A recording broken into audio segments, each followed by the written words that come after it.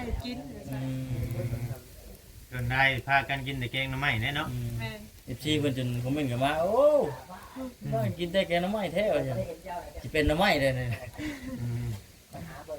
หน่อไม้ตลอดกินตำมะฮอกตำมะฮุ่งสิได้เนาะบ่ได้ค่อยกินบ่กินอยู่กินเยอะ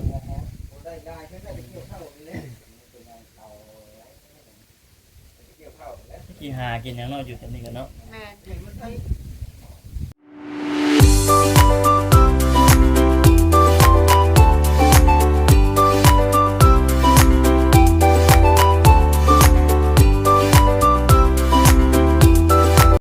มีแต่เพิ่นสิอีกเปลี่ยนเป็นเดือนวันที่พุ่นแหละเพราะว่าคนเฮ็ดงานเนาะคนเฮ็ดงานเพิ่นต้องถางเงินออกเนาะสิเว้าเดือนตัวนี้นี่บ่แม่นดอกเอาเป็นปีบ่พอจะเห็นงานหรือเอาเป็นเดือนปีหนึ่งส่วนทุเรียนส่วนมากเขาเจ้าจะเป็นปีพุ่นได้จังไดเนาะเก็บทุเรียนพุ่นได้เนาะแม่เก็บทุเรียนพุ่นได้บ่จอยเริ่มเก็บแล้วเก็บบ่เดือนเราฝากมาให้กินอยู่บ่ฝากมาอยู่เริ่มแล้วมันเฮาเห็นเขาถ่ายลงเฟซทุเรียนได้จำเดือนนี่เนาะ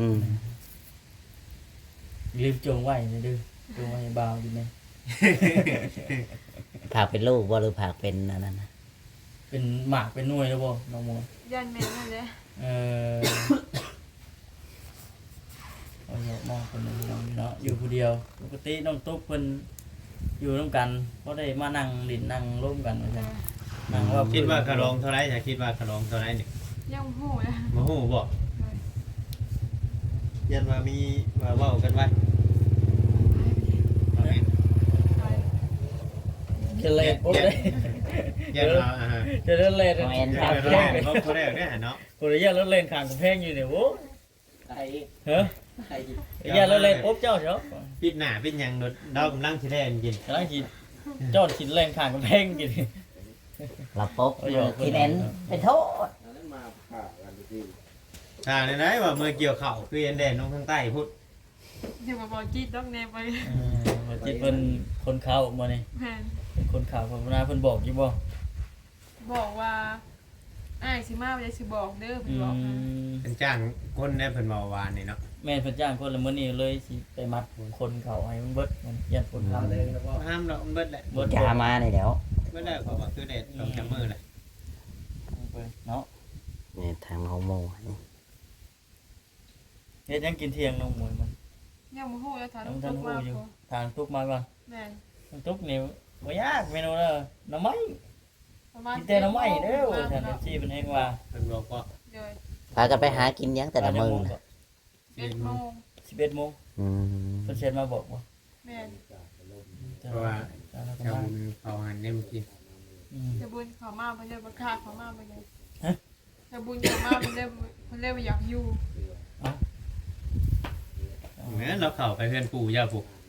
ชาวบุญเห็นโดดเราขับเขาหันเข้ามาเห็นโดดชาวบุญครับสบายดีพิงแดดก็พิงแดดมันหนาวพากันนั่งพิงแดดก็อากาศหนาวเด้นั่งทักทายถามทั้งเมียว่าได้เด็กๆเนาะรักษาน้องตุ๊กเจ้าเห็นเราอยู่บ่ยางนำทางยันว่าเรายางนำทางลงมาเฮ้ยแต่ประเทศทางใหม่แล้วนั่นเพิ่นมาเคยเที่ยวบนเจ้าแล้วไปมาว่านะเข้ามาตักได้เบากำไพจ้ะกูโบมานี่คือว่าไปนำกัน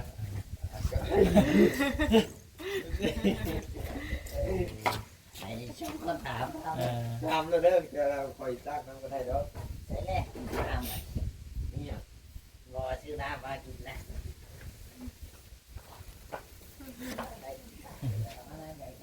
แกงไม้น้ำตุ๊กไปกินเมนูเพิ่นแม่นเพิ่นว่าถ่าอยู่เพื่อนเด้อเพิ่นว่าสิมาให้กินจนได้พากันกินแต่แกงหน่อไม้แน่เนาะแม่นFC เพิ่นจนคอมเมนต์กันมาโอ้ว่ากินแต่แกงหน่อไม้แท้ว่าซั่นสิเป็นหน่อไม้ได้นี่หน่อไม้ตลอดกินตำมะฮอกตำมะฮุ่งสิได้เนาะบ่ได้ค่อยกินบ่กินอยู่กินเยอะ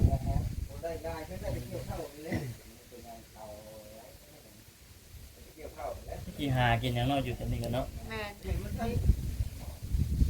มี ยัง มันมีแต่ปลาอ้อยเนาะ มีแต่ปลาอ้อยนะ พากันกินอยู่บ่ยอดอ้อย พากันกินอยู่ เออ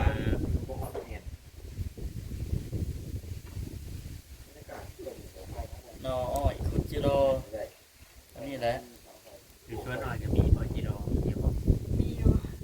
แถมนี้มันจะมีกล้วยอยู่เนาะ เลย มันเบิดผลมันผลเริ่มหยุดต บ ก กล้าไปคนเดียวเนาะมีน้องตุ๊กไปนั่ง อื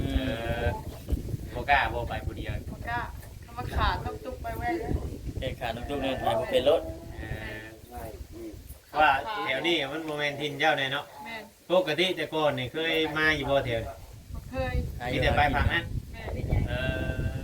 ว่าเราอยู่เบื้องนั้นใน มัน ฝั่ง ก็บ่ได้ไกลกันไปดอกไป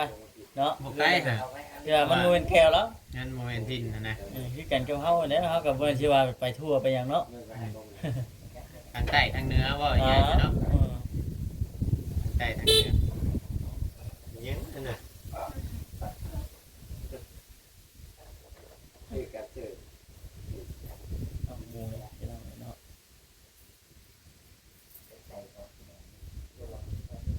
ตั้งแต่มานอนเรือนหลังนี้บ่ได้ฝันแปลกๆได้บ่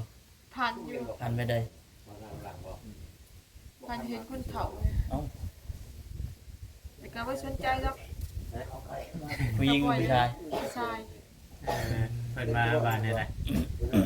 ว่าเขาฟันว่าเขาบอกเขามาให้ เขามาให้ เลย มาให้นี่แหละ ให้บ่เห็นบ่เห็นพันหา1,800ให้ อ๋อ ติดคิดไปแล้ว แนวเฮ็ดเด้อบ่บัด ยังเลย เนาะบ้านเฮาสินอนนะเฮ็ดเนาะพ่อบอกเพิ่นเนาะ แม่น เอา เอ้า ไปนอนที่อื่นเฮาต้องเฮ็ดได้คน ตอนจะมามื้อแรกเจ้าบ่ได้บอกบ่ได้กล้าทำจักบอกอยู่บ่ บอก ฮ่า นอนเลย แม่ เพิ่นจังว่าแล้วฉันเนาะ มาทำบิดดีกว่ามาอันไปนอนวงไรก็ย่านะเอาง่ายๆนะเขาต้องบอกเจ้าถิ่นเจ้า ต้องกล่าวกันแล้ว ทำไม่ได้เดี๋ยวผมจะ เจ้าบ่ได้นะเพราะว่าพี่ใหญ่ผู้เฒ่าผู้เพิ่นก็เคยบอกอยู่เนาะ แม่นแม่นแม่น ไปนอนบ้านอื่นหรือว่าไปนอนหม่องใดซั่นน่ะเฮาสินอนบ่ค่อยอยากหลับ อืม นอนบ่ค่อยหลับบ่มื้อน่ะมิ นอนไปแล้วนอนจะก็พันเห็นแล้ว น่ะบอกครัวอยู่ว่าบัดนี้ บอกอยู่ บัดนี้ได้จ้ะ มันตายทั้ง เพิ่นบอกว่าไม่ย้ำเนาะ บัดนี้รับแล้วบัด โดยสิ้นรับ ดึกเนี่ยเนาะ เพิ่งลึงเลยติคงเตนปงหัวลงหมอนได้เนาะ โดย เอออีกเกี่ยวมือเพิ่นสิหยุดงาน ว่าเรื่องเวียกอยู่เลย ยังอีกประมาณอาทิตย์หนึงเนาะ5-6มื้อ ทำไมเขามือ วัน5-6มื้อ จะถามบ่เตียงมาอยู่ อืมหลุดไปพี่น้องเอ้ยเนาะ นี่ว่าจังได๋ เอาถ้าทั้งอันบ่เตียงเพิ่นเข้ามาเว้าเรื่องนี่แหละที่ทางนี่แหละเฮ็ดได้ในใดหั่นน่ะ เขาเรื่องดินแทน แม่น สิไปเองบ่ ยังบ่ทันได้ โอ้นั่งนั่ง โอ้ เพิ่น ครับ อ๋อเลยพาเพิ่นมาชี้แจง แม่ มันมาชี้แจงให้ FC ด้วยรับผู้ใหญ่ฟัง เราก็สิเว่าไปก่อนกับโบจักได้สิ แม่ ว่า แม่ต้องฟังเพิ่น แม่น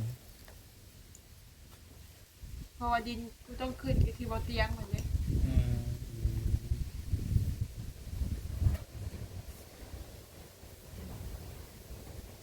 เพราะเพื่อนนี่บ่เตียงคนสร้างที่แรก บ่ เศรษฐกิจบ่บ่ ก็นอกจังกันที่ร้านนี้มันบ่เตียงบ่ อืม ก็เลยว่าคือซิดที่บ่เตียงคนเดียว บ่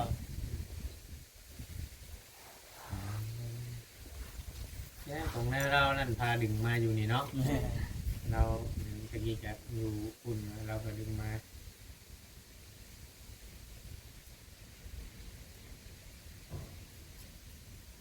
เห็นบ่จิตว่าเพิ่นสิลงมาอยู่ไปอยู่ที่เหนือบ่จิตบ่เตียงไปเลย เป็นอยู่พุ่น ใกล้เนาะ ทางใต้พุ่น กันทันนะมายังอยู่เชียงใต้อยู่ แม่ เพิ่นก็มาแล้ว เพิ่นก็มาแล้ว เพิ่นไปลายมือเนาะ เตรียมโต้เลยน้องหมวย เตรียมโต้สิไปอยู่ไสเด้บัดนี้เนาะ ตกใจเลยน้องหมวยบ่นั่นนี่ รุ่นเอาไหม รุ่นบ่ เดี๋ยวก็ดึงแหละเจ้าเขากล้องก็เลยเดี๋ยวก็ดึงเนาะ เลย ทูเลยเพราะมันเปลี่ยนทู บ่จิตมันน่ะว่าหยอกยังตกใจ ตกใจบ่ เอาหยอกเลยนะ น้องหมวยต้องไปปุ๊กกระต๊อบอยู่คนอื่น ครับตกใจเนาะ ตกใจน้องหมวยก็ได้ อื ก็หยอกเพิ่น โอ้คำสิไปปลูกกระต๊อบพอดีก็กลับมาอยู่เพื่อนเจ้าของเพิ่นแน่เนาะ อยู่ใช้ก็ได้ผัวอยู่น้ำเนาะ นี่จะก็ได้ว่า ก็ได้มีผัวอยู่น้ำบ่ซั่นซะ แม่น อันนี้คือพุทธประสงค์แล้วก็บ่ได้ว่ามาคุมหมอคือเอาชาติเราไปหน่อยเรามาอยู่น้ำผัว โดย ซีเพิ่นก็เข้าใจอยู่ซีเพิ่นก็ได้มาอยู่น้ำลูกน้ำผัวนี่แหละว่าซั่นเอาสร้างชาน้ำกัน ส่วนหลายไผเฮ็ดอยู่เฮ็ดกินอยู่นำเจ้าบ่ เด็ดใส่กัน เฮ็ดช่วยกันบ่ โดยบางทีน้องตุ๊กมานอกมีใส่กัน อืม บางทีน้องไล่มากอะน้องตุ๊กเฮ็ดด้วยกัน3 คน อืม ปรึกษากันไม่ได้กินยางไม่ได้กินยางปรึกษากันเลย อืม ห้องด้วยกันเลยบัดออกจากห้องเลย เนาะ โดย แม่นแต่เจ้าแน่บอกสอนแนะนำเอาเนาะ แนะนำเอาว่าเฮ็ดแนวใดจังซั่นจังซี่บางเทื่อบางทีเขายังน้อยอยู่ยังบ่จักความเฮ็ดได้ แม่นั่นแหละ ยังบ่จักความเฮ็ดอยู่เฮ็ดกิน ยังน้อย เฮ็ด เลย สิยังเป็นห่วงอยู่ว่ายันบาดเราได้ลูกได้หยังนี่เนาะยันเราบ่จักความเฮ็ด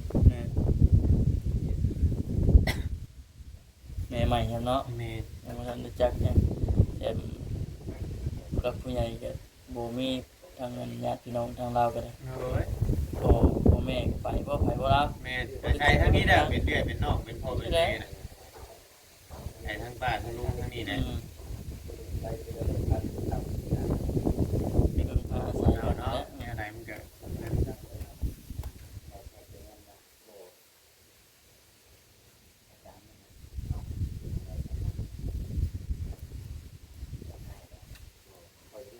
นั่นคือแบบพอจะมาแล้วคือเราอยากได้ขนมแพงนี่เช่นนั่นแหละได้เราได้ร่วมกันอยู่บ่ลูกสาวกับพ่อแม่ พอคอยร่วมกันได้ บ่เคยร่วมกัน โดย อ๋อคือว่านั่นเป็นนั่นได้จังว่าบ่เคยร่วมกัน พอใจน้ำเพิ่นมาได้ เอา ทางเมย์นะเมย์ยู อ๋อแม่น่ะบ่น้ำอยู่ พอน้ำยู พ่อแท้ๆบ่คือในใด พอแท้นะ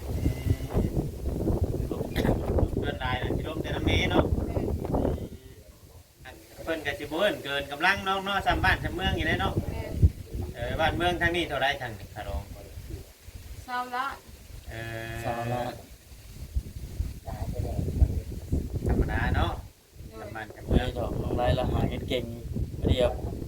พอ โย่เปิดจะได้ยาวลากเดี๋ยวได้เนาะปลูกไว้จะกี่ว่าจักไรเนาะ โดย ปลูกไว้หลายๆเดี๋ยวเลยเดือนหนึ่งกับเวลามันก็เริ่มมอเจ้าจันเข้ามาได้นี่ สาวละหาน้ำกันเราอะ หาคนเดียวคนแรก หาคนเดียว เรียกว่าหาช่วยกันสิแล้ว ไม่ได้ช่วยแล้วเจ้าอยู่เพื่อนเนาะ แม่ เพื่อนไหนเผาเพื่อนวะเพื่อนไหนเผาเผาเพื่อนไว้อยู่เห็ดกินถ่าลูกถ่าบัวมาวะ ให้เป็นบุกเป็นเพื่อนในที่น้องมวยติ มันโดย หางน้ำอาบน้ำใช่นี่แม่นใช่อยู่ฮัน แม่ แต่น้ำกินในเมื่อเอาน้ำอยู่ฮันพูด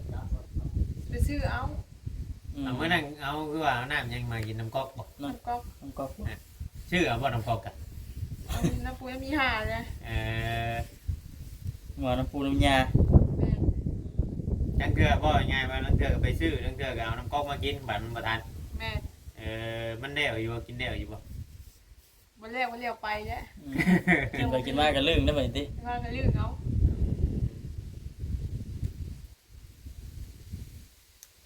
แต่กี้มีก๊อกโยกเลยอยู่นี่เนาะ ก๊อกเรื่องน้ำสาง มันคูดลงบ่ คุดผ่านะว่าคุดไปชุกใช้คุดหาควรบ่เหมือนกัน เพราะว่าแต่กี้เฮาเคยโยกอยู่แต่เฮือนเก่าอยู่นี่ติเฮือนน้อยติ ผ่านแล้วผ่านผ่านเนาะ หาน้ำสางเลย เคยโยกให้เขาน้อง เอ ตุ๊ก อ น้องติ๊ก ก็อยู่ ตะ ก็ กี้ อยู่ตะกี้ เดือนนี้ก็ไปเห็นแล้วบนท่าพายอยู่บนทางใดเลย อยู่ เอามัน น้ำสา ผ่าง ใด นะ เด้ มันผ่าใด แม่นใดเขากับโซลาร์เซลล์นี่ เออ โซลาร์เซลล์บางเทื่อมันก็ยังผ่าได้ บ่ ผ่าน มันบ่ได้คืออันผ่าได้ งานนี้ยังพอได้ใช้อยู่เนาะมากน้ำเนาะ แม่ ช่วงแรกบ่เด้อไปต้องมวยเพิ่นสิเที่ยวเมื่อหาบเอาอยู่อันเฮ็ดปูไก่ยังจะ ให้ผัวมาเอา ชาติไทยเลยเนาะ โดย หาได้บ่ไหวเลยเนาะ หาเพิ่มให้หาไม่ได้ได้ไหมนี้ เออ โลกไก่เดิมเลย10กิโลเดินภูเรามานี่ ไก่เติบ มันขึ้นมาเยี่ยมอยู่บ่ ขึ้นมาอยู่ ขึ้นมาเรื่อยอยู่บ่ โดนเถื่อมาทำเขาทำเขา เป็นได้ดิ ขึ้นมาเพื่อนคนซาน ขึ้นมาเบิ่งเรื่องชานี่แหละบ่ เจ้ารู้สึกเนี่ยนะเจ้ามาอยู่นี่แบบรู้สึกผมรู้สึกเจ้ารู้สึกเนี่ยแหละ อยากสางอยากสา บอก เมน รู้สึกนั่นมาอยู่กับบ่อไรนี่อบอุ่นอยู่บ่ อบอุ่นอยู่ เออ แต่เป็นคนดี เออ และลูกเมียดีมั้ง เออ เราได้ยินเราก็ยิ้มเปื่อยๆพุ่นเลยเนาะ เนาะ แฮงมีแฮงกัน แห้งมีแห้งตื่นมี แฮง เนาะ มีแฮงตื่มอีกแฮงมีแฮงหาเงินตื่มอีกบาทนี่ พี่น้องเนาะมีแต่ว่าบ่ยังสิจบคลิปแล้วก็ทำ แม่นแล้วคือกันแหล้วจบคลิปกันเด้อพี่น้องเอ้ยบาดนี้ น้องเพิ่นเด้อไปได้จบคลิปยังจบคลิปไปได้นี่ แม่ ขอน จบนะ มีไผมีเรื่องดมกับน้องเพิ่น แม่ นะ นเอาน้องเอ้ยสบายดีเด้อ สบายดีนะ สวัสดีสวัสดี เอา เขา เจ้า คนละที่ บอกว่ายังก่อนเขามาพี่ก่อนทั้งหมูปูกระจบไปน้องพี่น้องกันยังแต่บางเอ็นได้บัดนี้ ข่อยก็คือประจบแท้ข่อยก็ยังคือกัน เคยมาตำลังงูเจ้าก็เคยเห็นอ้ายมาบอก หอดเคย บ่เคย เลยเฮ็ดแต่บอจิตบอค เห็นแต่บอกจิตบอกคำเบานี่ได้ค่ะ ำบ่เคย ยังบ่เคยคือกันน้องพี่น้องบ่แอนน่ะมาอยู่มื้อก่อนมื้อตอนบ่แซนสิพาน้องตุกไปเอ่อ ไปหาหม เอ อ โกมื้อน่ะเป็นนั่งจักก็บ่ไปนำ มาฆ่าเอากล้อง บ่กล้าเอากล้อง แม่ เป็นจังไดน่ะอายบ่ ไม่อายนะ แต่ว่าเดี๋ยวนี้ชาวอายแล้วบ่ แม่คนข้างเว้าเลย ก็ใครแน่นอนนึง เดี๋ยวนี้ชาวอายแล้วเนาะแค่ออกกล้องนะไผเป็นคนแรกๆค่ะ สาวบุญบอจิตบอค มื้อแรกๆนี่ได้ ำแม่ บัดนี้ชาวย่านแล้วเนาะ เล่าแล้ว ชาวแล้วบัดนี้ ชาวย่านแล้วค นี่ รับ จะเป็นกล้องจักแล่นคารถบ่บัดนี้ มันสิ้นแล้ว ทั้งลูกทั้งผัวจะไปให้เลย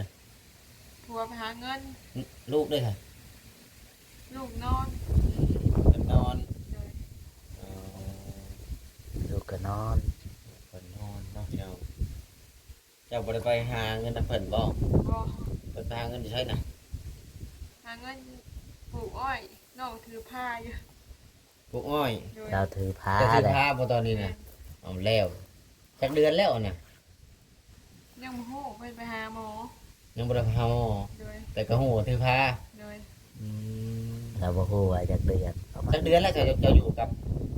ผัวเจ้าน่ะ 2 เดือน แต่เอากันมาได้2เดือน โดย 2เดือนก็น่าสิถือผ้าเดือนกว่าๆเนาะ เดือนกว่า หรือว่าเดือนหนึงก็เป็นไปได้เนาะ อืม ถามบ่จอยผมเพิ่นเคยถือผ้ามาก่อนนี่ บ้า น่าจะ เจ้า เดือน อะไร หนึงนี่แหละ เจ้าหมอดูบ่นี่นะ เอาอยู่ด้วยกัน2เดือนเนาะ เดือนวันเราถือแต่2เดือนก็มีเด้ หรือว่าเจ้าถือก็ทันบ่ ก็ เว้าเดี๋ยวรับไปเลย คุยกับเราจักมื้อจัง